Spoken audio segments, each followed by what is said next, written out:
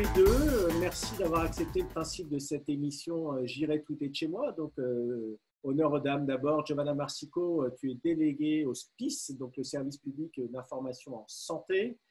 David Senati, toi, tu es à la délégation ministérielle du numérique en santé et tu es directeur de projet. Vous connaissez bien tous les deux. On se croise dans l'écosystème de la santé digitale depuis déjà pas mal d'années. Je crois que vous n'avez pas chômé ces dernières semaines au ministère de la Santé, dont vous dépendez tous les deux, pour faire un certain nombre de cartes, de répertoires, d'outils. Donc, c'est pour ça que je voulais aussi absolument passer ce petit moment avec vous. Alors, tout d'abord, je crois que vous avez collaboré sur un outil qu'on a vu très vite lors de cette crise sanitaire. C'est le référencement des solutions numériques pour justement la prise en charge du Covid. Comment est venue l'idée et qu'est-ce que vous avez du coup mis en place tous les deux? Bonjour Lionel, bonjour à tous. Merci de l'invitation. Ravi d'être avec toi chez toi.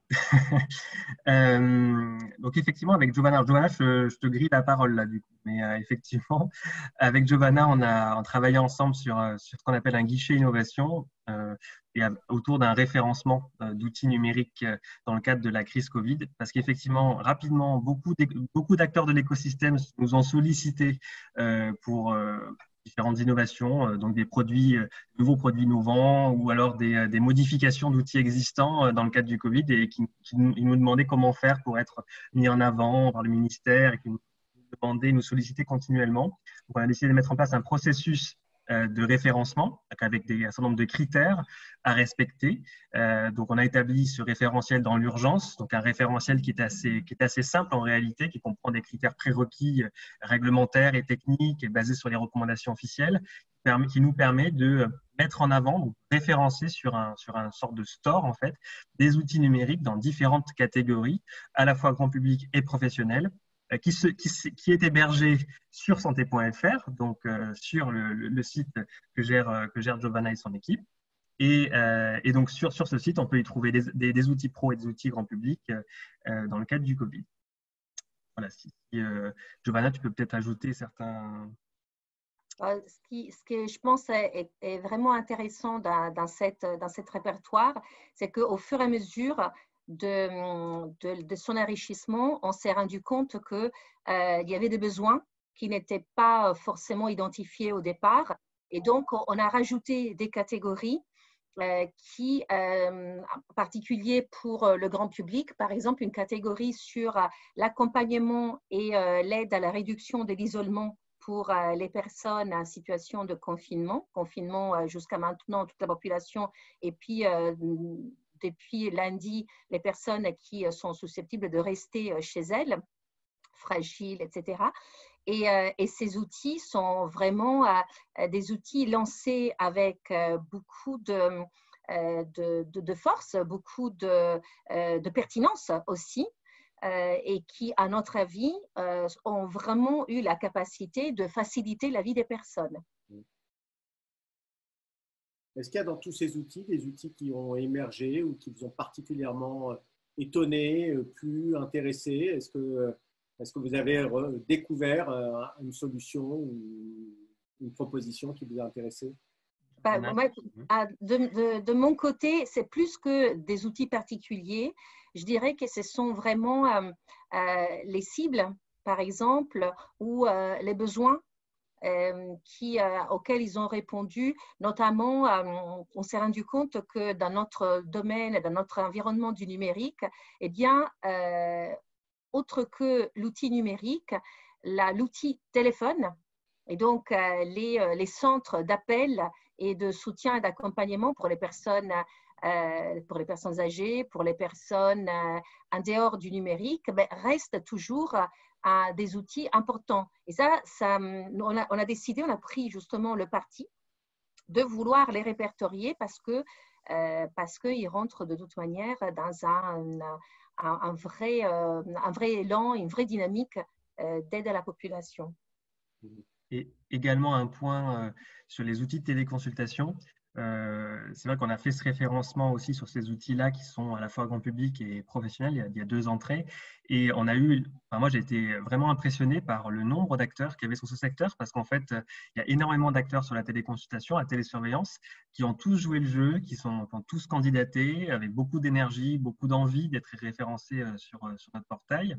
Et donc, c'est ça que j'ai noté, c'est qu'il y avait un florilège de solutions, beaucoup de gens que l'on ne connaissait pas, qu'on n'avait pas l'habitude de croiser dans les événements e-santé, etc. Donc, on voit aussi le caractère aussi diversifié de l'écosystème de la santé numérique. Il y a des associations, il y a des porteurs de projets industriels, des gros faiseurs, il y a des petites startups. Vraiment, c'est des secteurs où rien que tu as sur la téléconsultation, tu peux prendre, il y a tout un éventail de structures qui développent des services innovants sur ces sujets. Est-ce que vous envisagez un suivi de ce référencement avec, pourquoi pas, à un moment donné, sur la réalité de ce qui a été fait pendant la crise sanitaire, ou la publication, la validation de certaines solutions, ou ce n'est pas du tout votre rôle à terme? Non, en fait, dans le cadre du Covid, ce référencement va cesser dans quelques semaines, on l'espère le plus tôt possible en réalité.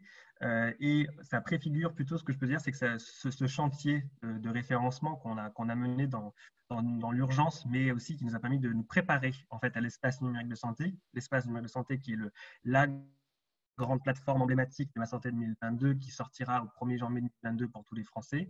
Il est prévu un chantier référencement au sein de cet espace numérique de santé. Et en fait, on peut même presque considérer que peu ou prou, si tu veux, c'est pas un POC, mais voilà, ça a été une sorte de ballon d'essai, ce référencement Covid qui va du coup nous enrichir pour le vrai référencement qui lui, sortira un peu plus tard. Oui, peut-être juste un mot sur les 2 niveaux d'instruction. Parce qu'effectivement, on a des dispositifs qui ont été évalués positivement et donc ils ont été publiés sur le répertoire parce qu'ils obéissent aux critères qui ont été définis au départ, qui sont bien évidemment tous accessibles à partir de santé.fr. Donc, on a été vraiment super attentifs à la transparence des critères, des réponses des éditeurs. Tout est lisible, tout est accessible. Et puis, il y a certains dispositifs qui ont attiré davantage notre attention.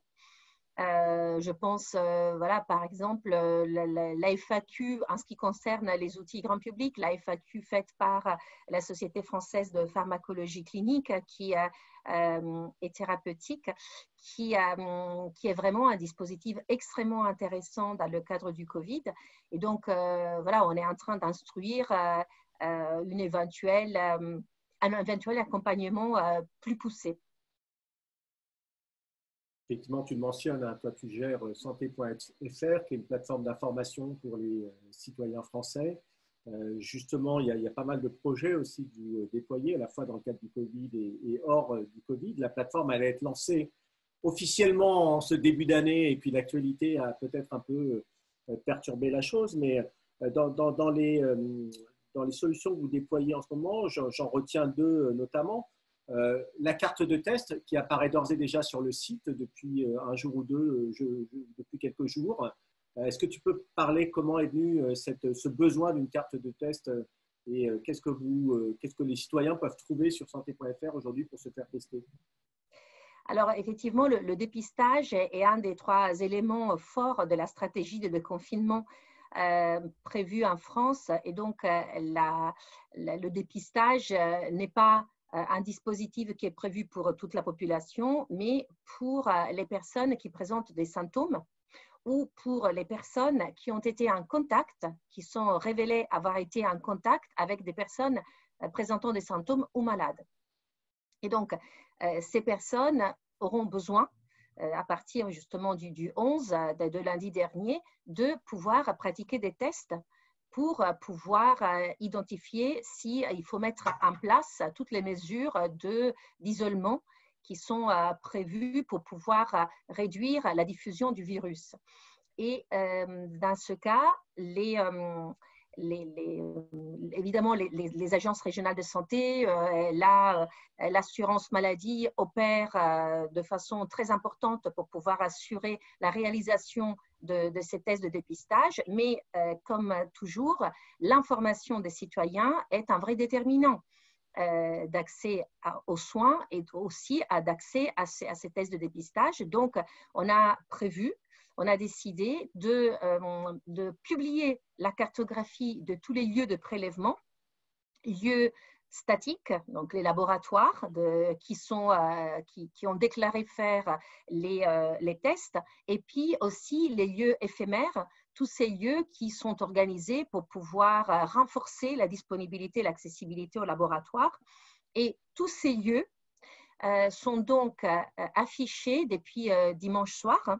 Ils sont affichés sur la carte de géolocalisée de santé.fr qui elle-même est nourrie par des données qui sont recueillies par l'adresse au ministère et complétées par des données qui remontent par les agences régionales de santé. Donc, il s'agit effectivement d'une architecture plutôt complexe, mais qui a vocation à donner l'information la plus fine possible, tout en sachant que, évidemment, le rôle des laboratoires d'analyse est un rôle prioritaire, majeur, parce que c'est grâce au fait que les laboratoires alimentent la base DRESS que nous pouvons obtenir ces données et les afficher sur santé.fr. Je rappelle que santé.fr est aussi une application mobile. Donc, on trouve aussi les tests sur l'application mobile aujourd'hui. Tout à fait. Et ce sont évidemment des tests pratiqués autour de chez soi, sur tout le territoire national. D'accord. Okay, bon, super initiative. Je crois que dans quelques jours aussi, vous allez publier une autre initiative que vous mettez en place, c'est celle du référencement des essais cliniques qui ont lieu en France. Est-ce que tu peux nous en parler aussi ? Alors, l'espace essai clinique est une fonction sur santé.fr qu'on avait déjà prévue évidemment depuis un certain temps, sur laquelle l'équipe a travaillé longtemps avec par ailleurs les acteurs, les experts, les associations de patients pour pouvoir mettre en ligne cette fonctionnalité qui évidemment dans un contexte Covid devient encore plus intéressante. Parce que sur cet espace, il y aura aussi, seront aussi présents les essais cliniques en cours sur le Covid-19. Et cette exigence nous a été indiquée d'une part par les associations et puis aussi dans le passé, dans mes précédentes expériences en tant que directrice d'association de patients, j'avais effectivement identifié le besoin pour les patients de trouver une information fiable et accessible sur les essais cliniques en cours de recrutement. Tout en sachant que, bien évidemment, on ne rentre pas dans un essai clinique de façon indépendante, de façon complètement autonome. Le choix de rentrer dans un essai clinique est le fruit de l'échange avec l'équipe soignante, avec le médecin référent. Mais il est vrai que dans la complexité énorme, dans la richesse énorme d'essais cliniques, et de la mise à jour des connaissances est une exigence très forte. Et donc, cet espace essais cliniques en français, des essais ouverts en France en cours de recrutement ou à venir, permet aux citoyens, mais également aux professionnels de santé, d'avoir une instantanée de toute l'offre et de pouvoir trouver les meilleures solutions, tout en sachant que par ailleurs, il s'agit également d'un outil qui favorise le recrutement et donc qui permet plus facilement aux équipes de recherche d'assurer le recrutement et donc la faisabilité d'un essai clinique. Et ça va aussi permettre d'éduquer les usagers sur les modalités d'un essai clinique. On voit ces dernières semaines combien c'est important, hein, alors qu'on nous parle de beaucoup d'essais cliniques et qu'on essaie de comprendre exactement ce qui se passe sur certains. Donc voilà, c'est une solution extrêmement intéressante et importante et je crois qu'elle arrive dans quelques jours. Il y aura sûrement les liens dans la vidéo d'ici à ce que je la publie. David, je vais revenir sur toi. Ma santé 2022 continue à avancer. Dans les nombreuses pistes d'avancée de ma santé 2022, il y avait le Lab e-santé. Il a un nom désormais, Genius. Hein, il a été lancé il y a quelques jours. Il est tout frais, tout chaud. Alors Genius, je vais le lire. Le guichet national de l'innovation et des usages en e-santé. Bravo, en tout cas pour ce terme-là. Est-ce que tu peux nous en parler un petit peu? Il y a un site internet dont je vais mettre aussi le lien. Mais c'est quoi Genius et qu'est-ce que vous attendez de Genius? En fait, Genius, c'est comme une boussole pour les innovateurs. Il faut vraiment le voir comme ça. C'est une porte d'entrée vers tout un tas de ressources. Si tu veux, c'est une boîte à outils pour les innovateurs, les entrepreneurs associatifs ou entreprises qui innovent dans le domaine de la santé numérique, qui ont besoin d'être orientés vers des référentiels, des documents officiels, vers les sources de financement, vers des terrains d'expérimentation. Enfin, tout ça, voilà. Genius, c'est un élément fédérateur sur notre écosystème parmi ce millefeuille d'acteurs en fait, qui aujourd'hui accompagnent les innovateurs. L'idée, ça n'a pas été de rajouter un cran supplémentaire national, c'est au contraire de fédérer les acteurs en place et d'essayer de trouver des services utiles aux innovateurs et aux accompagnateurs aussi, afin d'orienter plus facilement et fluidifier le parcours de ces acteurs-là. Donc, on a mené des entretiens, on a mené une étude aussi quantitative, on a eu près de 400 réponses à nos questionnaires, on a pu du coup extirper des grands services, des grands principes pour Genius. Aujourd'hui, on est encore en phase de co-conception des services qui préfigurent, enfin, qui vont apparaître au fur et à mesure. On a lancé, si tu veux, une V0 et la version cible de Genius hors Covid sera lancée en septembre. Aujourd'hui, la version qui est aujourd'hui en ligne sur genius.isanté.gouv.fr, c'est la version de Genius dédiée au Covid.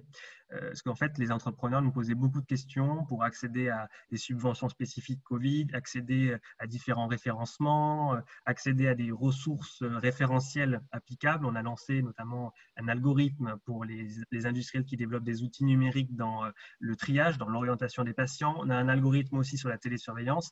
Tous ces éléments, on a aussi des choses sur l'interop, etc. Et tous ces éléments étaient éparpillés sur différents sites institutionnels et il était difficile pour les entrepreneurs de s'y retrouver facilement en cette période de crise où ils innovent rapidement. Il fallait rapidement s'orienter directement vers les bonnes ressources mises à jour. Et donc, c'est ça l'enjeu de Genius Covid qui a été lancé. Mais ce site va évoluer et au fur et à mesure que le Covid va par nature disparaître, Genius va s'enrichir de services pérennes qui ont été co-conçus et co-construits avec l'ensemble de l'écosystème. C'est bien ça, d'où le terme de guichet national qui remplace le terme de lab qui était impropre à la mission de Genius, qui n'est en aucun cas de remplacer les incubateurs, les accélérateurs et tous les accompagnateurs d'entreprises. Je dis ça aussi parce que depuis le lancement, beaucoup de startups qui m'ont contacté en pensant qu'en fait on lançait un incubateur public, ce qui n'est pas du tout le cas. On n'accompagne pas individuellement les entrepreneurs, on fédère l'ensemble des acteurs, on accompagne de manière collective afin de trouver la bonne information au bon endroit. Je reprends un peu le message que Giovanna a dit sur santé.fr, sur l'information en santé, l'information de qualité, indépendante, voilà, accessible. Et c'est à peu près, si tu veux, le même message dédié aux entrepreneurs de la santé numérique afin qu'ils trouvent rapidement les bonnes ressources. C'est ça l'idée. J'invite tous les acteurs de la e-santé à aller voir rapidement et à aller s'inscrire sur Genius pour bénéficier de toutes ces solutions. Ça agrège aussi bien les acteurs publics que les acteurs privés. Vous avez des partenariats des deux sens. Alors, aujourd'hui, pour le lancement de Genius, on est en partenariat avec la BPI. C'est vrai que j'ai oublié de le dire. Effectivement, c'est tout à fait important. C'est l'ADNS, la délégation ministérielle au numérique en santé, ainsi que l'agence du numérique en santé, l'ex-ASIP Santé. On travaille ensemble sur le lancement de Genius et en cours de route, en fait, on a rencontré la BPI qui avait les mêmes convictions que nous d'accompagnement d'orientation. On connaît bien la BPI, son action de financement et d'accompagnement des entrepreneurs. Et c'est vrai que la BPI aussi a un rôle fort à jouer dans la santé numérique, le joue déjà via le fonds patient autonome, notamment, et diverses subventions aussi thématiques. Là, ça permet aussi de mettre un coup de projecteur sur les initiatives BPI, de mettre à disposition des experts, des locaux pour nos actions à venir. On a déjà mené un événement avec des startups. On a eu plus de 300 personnes qui sont venues. On a dû refuser des personnes à l'entrée. C'était un truc fou. Les gens étaient tous venus. D'habitude, tu sais, on fait un peu de surbooking parce qu'on se dit qu'il y a des gens qui ne vont pas venir. En fait, tout le monde est venu. Et à l'époque, on pouvait se rencontrer physiquement, tu veux dire? Oui, là, c'était un vrai événement. Ah, mais je me souviens, oui, j'en ai entendu parler. Voilà, donc effectivement, on a fait cet événement-là qui était un événement un peu de pré-teasing en fait, de Genius. On avait commencé à faire des ateliers avec les entrepreneurs, etc. Et ça a donné du coup ce Genius-là qui est le Genius Covid et sera le Genius B1 en septembre.